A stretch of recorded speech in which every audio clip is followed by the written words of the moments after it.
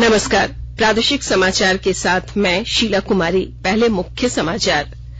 राष्ट्रीय सुरक्षा सलाहकार अजीत डोभाल ने कहा, सामाजिक और आर्थिक सुरक्षा को प्रत्यक्ष रूप से प्रभावित करने वाले साइबर जगत में किसी भी खतरे से निपटने के लिए साइबर सुरक्षा महत्वपूर्ण है। केंद्रीय राज्य मंत्री कृष्ण पाल गुर्जर ने कहा, ग्रीन एनर्जी में भारत ने उल्लेखनीय कार्य किया है। देश में 2030 ईस्वी तक 500 गीगावाट ग्रीन एनर्जी का उत्पादन होगा। पंचायत चुनाव के पहले चरण के लिए नामांकन पत्र भरने की प्रक्रिया आज से शुरू, 23 तक भरा जाएगा पर्चा।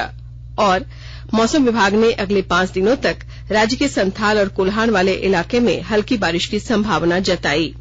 और अब समाचार विस्तार से। राष्ट्रीय सुरक्षा सलाहकार अजीत डोभाल ने कहा है कि साइबर सुरक्षा किसी भी सफल डिजिटल रूपांतरण की बुनियाद है। उन्होंने कहा कि देश की सामाजिक और आर्थिक सुरक्षा को प्रत्यक्ष रूप से प्रभावित करने वाले साइबर जगत में किसी भी खतरे से निपटने के लिए साइबर सुरक्षा अत्यधिक महत्वपूर्ण है।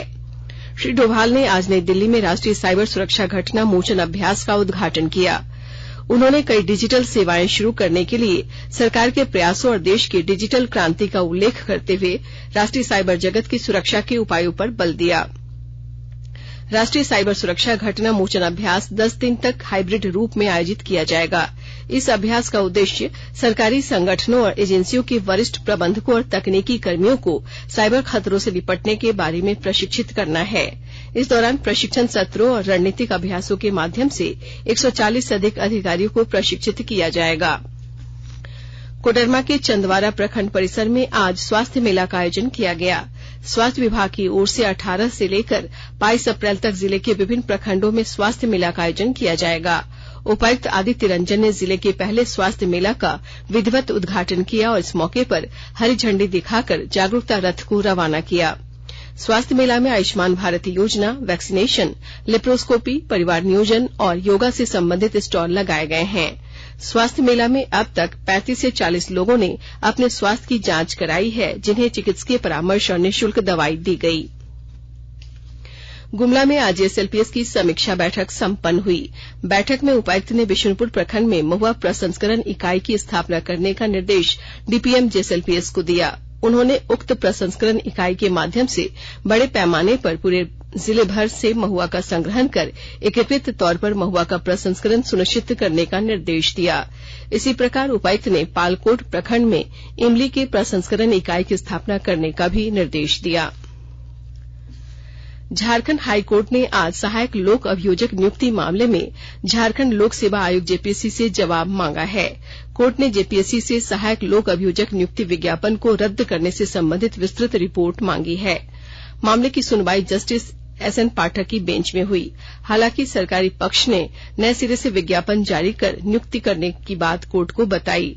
मामले की अगली सुनवाई की तारीख 2 मई रखी गई है। आज गोड्डा जिले में भारतीय जनता पार्टी के वरिष्ठ नेता एवं केंद्रीय भारी उद्योग राज्य मंत्री कृष्ण पाल गुर्जर ने कार्यकर्ताओं को संबोधित किया। उन्होंने इस मौके पर मोदी सरकार द्वारा किए गए कार्यों का उल्लेख किया। कहा कि केंद्र सरकार राज्यों को पूरा पैसा देना चाहती है, लेकिन राज्य सरकार को आगे आकर काम करना पड़ेगा। बिजली की समस्या के बारे में उन्होंने कहा कि केंद्र सरकार राज्य सरकार को पूरी बिजली दे सकती है। राज्य सरकार चाहे तो जितनी बिजली खरीद ले। वहीं धनबाद में भी केंद्रीय मंत्री ने दौरा किया। वहां उन्होंने कहा कि ग्रीन एनर्जी में भारत ने उल्लेखनीय कार्य किया है। देश में 2030 ईस्वी तक 500 गीगावाट ग्रीन एनर्जी का उत्पादन होगा और 2070 तक भारत ग्रीन एनर्जी में आत्मनिर्भर होगा। गिरिडीह जिला प्रशासन ने स्वास्थ्य विभाग और समाज कल्याण विभाग को आपसी तालमेल के साथ 12 वर्ष से अधिक उम्र वाले बच्चों को 100% टीकाकरण का आदेश दिया है। और जानकारी के साथ हमारे संवाददाता। गिरिडीह डीसी नमन प्रेस लकड़ा ने स्वास्थ्य एवं समाज कल्याण विभाग के द्वारा संचालित योजनाओं की कार्य प्रगति की समीक्षा करते हुए योजनाबद्ध तरीके से आपसी समन्वय स्थापित करते हुए सभी बच्चों का नियमित टीकाकरण करने का आदेश दिया है। डीसी लकड़ा ने चाइल्ड हेल्थ इम्यूनाइजेशन की समीक्षा करते हुए कहा कि कोई भी बच्चा टीकाकरण से वंचित न रह सके, यह सुनिश्चित करना जरूरी है। उन्होंने आंगनबाड़ी केंद्रों के अंतर्गत अंतर्गत सभी बच्चों का 100% टीकाकरण सुनिश्चित करने का आदेश दिया। डीसी ने सभी बाल विकास परियोजना के पदाधिकारियों को आंगनबाड़ी केंद्रों का नियमित सफाई करने और जरूरी बुनियादी सेवाओं को दुरुस्त करने का आदेश दिया है। रमेश प्रभाकर, आकाशवाणी समाचार, गिरिडीह। आकाशवाणी के ताजा तरीन समाचारों के लिए आप हमारी वेबसाइट newsonair.com पर लॉग ऑन कर सकते हैं। ताजा समाचार Twitter handle @AIR news alerts और Facebook page All India Radio News पर भी उपलब्ध है। आप प्रादेशिक समाचार एकांश के ट्विटर हैंडल @AIR News_Ranchi और फेसबुक पेज, इंस्टाग्राम पेज तथा YouTube channel AIR news Ranchi पर भी हमारे बुलेटिन सुन सकते हैं। प्रादेशिक समाचार आप आकाशवाणी रांची से सुन रहे हैं और अब पेश है कोरोना से बचाव के कुछ संदेश।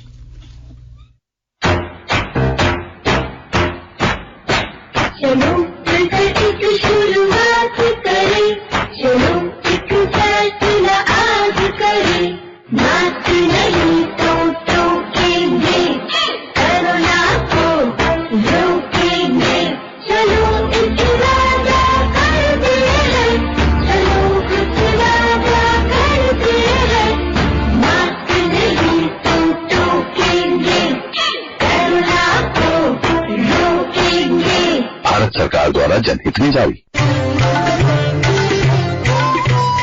कोविड-19 से बचाव और सुरक्षित रहने के 3 उपाय। मास्क लगाएं, 2 गज दूरी है जरूरी, सुरक्षित दूरी रखें, हाथ और मुंह साफ रखें। प्रादेशिक समाचार में आपका एक बार फिर से स्वागत है। पंचायत चुनाव के पहले चरण के लिए आज से नामांकन की प्रक्रिया शुरू हो गई। 23 अप्रैल तक नामांकन दाखिल किया जा सकेगा। वहीं चुनाव के दूसरे चरण के लिए 20 अप्रैल से नामांकन शुरू होगा। इधर राज्य निर्वाचन आयोग ने पंचायत चुनाव के मद्देनजर कई दिशा निर्देश जारी किए हैं। निर्देश के अनुसार अनुसूचित जाति और अनुसूचित जनजाति वर्ग के किसी भी मतदाता को किसी उम्मीदवार के पक्ष में मतदान करने के लिए बाध्य करने के दोषी पाए जाने पर 6 माह से 5 वर्ष तक की सजा का प्रावधान किया गया है। वहीं इसी समुदाय के किसी भी अभ्यर्थी को नामांकन पत्र देने से रोकने और नाम वापस करने के लिए दबाव बनाने या रिश्वत देने की शिकायत मिलने पर दोषियों पर मुकदमा दर्ज किया जाएगा। त्रिस्तरीय पंचायत चुनाव के प्रथम चरण में आज से पूर्वी सिंहभूम में जिला परिषद सदस्य, पंचायत समिति सदस्य, मुखिया और वार्ड सदस्य के लिए नामांकन शुरू हो गया है। चारों प्रखंड के उम्मीदवारों द्वारा जमशेदपुर में निर्वाचित राजीव रंजन के कार्यालय में नामांकन किया जा रहा है। पंचायत चुनाव के पहले चरण में पाकुड़ प्रखंड के 36 पंचायतों में होने वाले त्रिस्तरीय पंचायत चुनाव को लेकर चहल पहल तेज हो गई है। नामांकन को लेकर रशीद काटने के लिए प्रखंड कार्यालय में जबरदस्त भीड़ उमड़ी है। मार्गदर्शिका, वोटर लिस्ट, प्रपत्रों की बिक्री बढ़ गई है। जिला परिषद सदस्य पद के लिए अपर समाहर्ता मंजू रानी स्वासी के समक्ष नामांकन हुआ। आज विश्व धरोहर दिवस मनाया जा रहा है। इसका उद्देश्य दुनिया भर में विख्यात और महत्वपूर्ण धरोहर स्थलों की सुरक्षा और संरक्षण के महत्व के बारे में लोगों को जागरूक करना है। इस वर्ष के उत्सव का विषय धरोहर और जलवायु है। विश्व विरासत दिवस पर आज भारतीय पुरातत्व सर्वेक्षण के रांची मंडल ने चाईबासा के बेनीसागर में 2 दिवसीय फोटो प्रदर्शनी का आयोजन किया। फोटो प्रदर्शनी में भारत के विश्व विरासत स्थलों और स्मारकों की फोटो को प्रदर्शित किया गया। मौके पर उपस्थित छात्राओं और अधिकारियों ने ऐतिहासिक धरोहरों के संरक्षण का संकल्प लिया। भारतीय पुरातत्व सर्वेक्षण रांची मंडल के प्रमुख शिव कुमार भगत ने बताया कि विश्व विरासत दिवस मनाने का उद्देश्य अपनी विरासत के प्रति जन जागरूकता पैदा करना है। इस समय करीब 1150 विश्व विरासत स्थल हैं। इनमें से 40 भारत में स्थित हैं। झारखंड में 13 राष्ट्रीय संरक्षित स्मारक और 3 राज्य संरक्षित स्मारक हैं। केंद्रीय संस्कृति मंत्रालय ने एक QR कोड जारी किया है, जिसे बेनीसागर के अतिरिक्त झारखंड के सभी राष्ट्रीय संरक्षित स्मारकों पर लगाया गया है। 20 अप्रैल को गुमला जिले में महल एवं मंदिर समूह नवरतनगढ़ में विरासत यात्रा होने वाली है। रांची विश्वविद्यालय के 60 छात्र इसमें भाग लेंगे। पलामू में पूर्व मध्य रेलवे के धनबाद रेल मंडल के model railway station garba road के यार्ड लाइन में एक मालगाड़ी आज बेपटरी हो गई, जिससे बरवाडीह सोननगर रेलखंड पर 4 घंटे तक परिचालन ठप रहा। बरवाडीह की ATR टीम ने मरम्मत कार्य पूरा कर दोपहर करीब 2 बजे डिरेल्ड मालगाड़ी को पटरी पर लाने में सफलता पाई। इसके बाद ट्रेनों का परिचालन बहाल हो पाया। इससे आधा दर्जन के आसपास ट्रेनों के परिचालन पर असर पड़ा। जानकारी के अनुसार गढ़वा रोड स्टेशन के यार्ड लाइन में एक कोयला लदी मालगाड़ी के पीछे लगा बैंकर इंजन पटरी से उतर गया। इस कारण पटरी पर पॉइंट ब्लॉक हो गया। इसमें किसी तरह की जानमाल की क्षति नहीं हुई है। अमृत महोत्सव के तहत आकाशवाणी के साप्ताहिक क्विज में आइए आप भी शामिल हों। आजादी के 75 वर्षों का पर्व अमृत महोत्सव प्रत्येक बुधवार शाम 7 बजे प्रसारित होने वाले प्रादेशिक समाचार के दौरान पूछे गए प्रश्न का सही उत्तर देने वाले एक प्रतिभागी इनाम का हकदार होगा।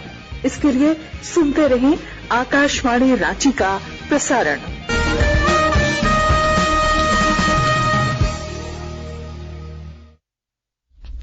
देवघर के त्रिकुट पहाड़ में हुए रोपवे हादसे की जांच के लिए गठित कमेटी की जांच पूरी होने तक इसे सील रखा जाएगा। इस संबंध में देवघर के उपायुक्त मंजुनाथ भंजंत्री ने निर्देश जारी कर त्रिकुट रोपवे को पूरी तरह से बंद कर दिया है। प्रतिबंधित क्षेत्र में किसी को आने की अनुमति नहीं है। कार्यालय के मुख्य दरवाजे पर भी ताला लगाकर सील कर दिया गया है। फिलहाल ये कार्रवाई अनिश्चितकाल के लिए की गई है। सील को जांच कमेटी के सामने ही खोला जाएगा। मौसम विभाग ने पूर्वानुमान जारी कर बताया है कि अगले 5 दिनों तक राज्य के संथाल और कोल्हान वाले इलाके में कहीं कहीं बादल छाए रह सकते हैं। वहीं इन इलाकों में हल्की बारिश भी हो सकती है। मौसम विभाग के अनुसार बोकारो और चाईबासा में रात में ही गर्म हवाएं चल रही हैं।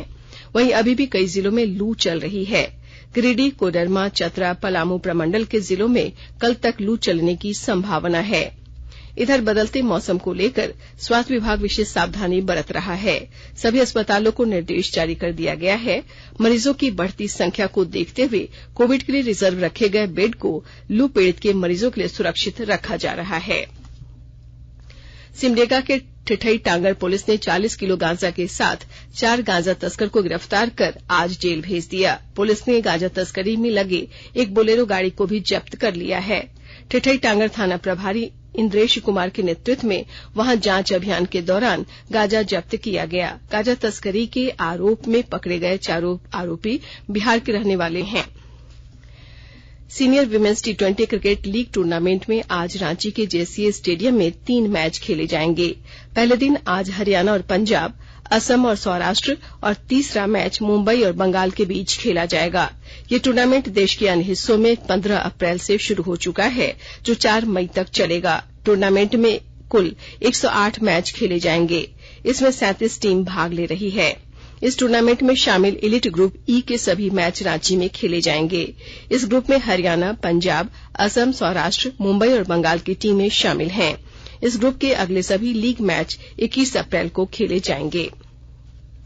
गढ़वा जिले के खरौंदी थाना क्षेत्र के सिसरी गांव में 2 वाहनों के बीच हुई टक्कर में एक व्यक्ति की मौत हो गई। हादसे के बाद आक्रोशित ग्रामीणों ने मुआवजे की मांग को लेकर पुलिस को पोस्टमार्टम के लिए शव को ले जाने से रोका। मौके पर पहुंचकर बीडीओ ने लोगों को आश्वासन देकर शांत कराया। इधर लातेहार जिले के बालूमाथ पुलिस ने अवैध बालू लदे 7 ट्रकों को जब्त किया। पुलिस ने वाहन चेकिंग के दौरान आरा चमातू की ओर से आ रहे 7 वाहनों को शक के आधार पर रोका और जांच के दौरान कोयला को अवैध पाए जाने के बाद जब्त कर लिया। अंत में मुख्य समाचार एक बार फिर। राष्ट्रीय सुरक्षा सलाहकार अजीत डोभाल ने कहा, सामाजिक और आर्थिक सुरक्षा को प्रत्यक्ष रूप से प्रभावित करने वाले साइबर जगत में किसी भी खतरे से निपटने के लिए साइबर सुरक्षा महत्वपूर्ण है। केंद्रीय राज्य मंत्री कृष्णपाल गुर्जर ने कहा, ग्रीन एनर्जी में भारत ने उल्लेखनीय कार्य किया है। देश में 2030 ईस्वी तक 500 गीगावाट ग्रीन एनर्जी का उत्पादन होगा। पंचायत चुनाव के पहले चरण के लिए नामांकन पत्र भरने की प्रक्रिया आज से शुरू, 23 तक भरा जाएगा पर्चा।